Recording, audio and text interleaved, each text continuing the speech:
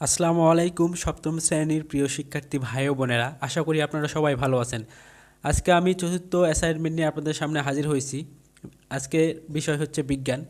তো বিজ্ঞানে এখানে 1 নম্বর প্রশ্নে একটি উদ্দীপক দেওয়া আছে, উদ্দীপকের আলোকে কয়েকটি প্রশ্ন দেওয়া আছে। তো আজকে আমি প্রশ্নগুলোর উত্তর খুব সহজভাবে দেওয়ার চেষ্টা করব। আশা করি আপনারা ভিডিওর শেষ পর্যন্ত থাকবেন। তো চলুন শুরু করা যাক। ক নম্বরে বলা হয়েছে মৌলিক পদার্থ কাকে বলে?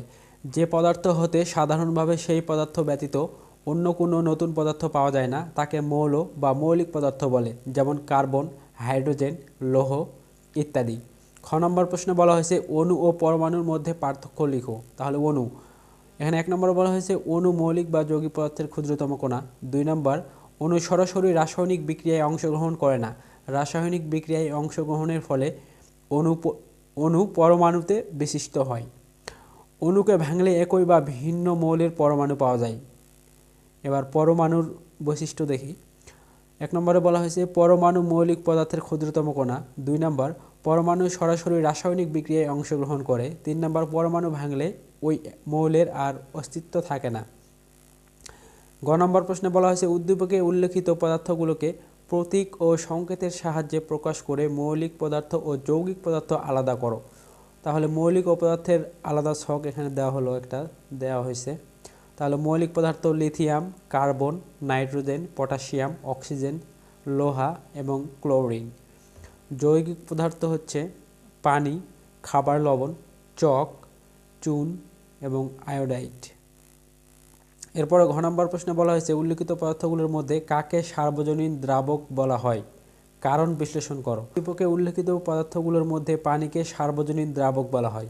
যেমন, যেসব পদার্থ অন্য পদার্থকে দ্রবীভূত করতে পারে তাদেরকে দ্রাবক বলে। আর কোনো পদার্থ যদি অজৈব ও জৈব সকল প্রকৃতির পদার্থকে দ্রবীভূত করে তাকে সার্বজনীন দ্রাবক বলা হয়। পানি একটি অজৈব পদার্থ। পানিতে ধনাত্মক এবং ঋণাত্মক প্রান্ত অর্থাৎ পোলারিটি রয়েছে। পোলারিটি থাকার কারণে এটি অন্য পোলার যৌগসমূহকে দ্রবীভূত করতে পারে।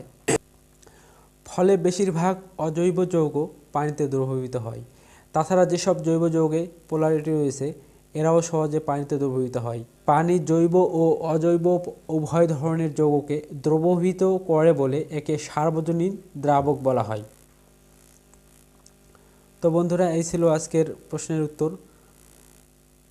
ভিডিওটি যদি ভালো লাগে অবশ্যই লাইক, কমেন্ট এবং শেয়ার করবেন এবং আমার চ্যানেলটি সাবস্ক্রাইব করে না থাকলে অবশ্যই সাবস্ক্রাইব করবেন যাতে পরবর্তী ভিডিও তাড়াতাড়ি পেয়ে যান। ধন্যবাদ।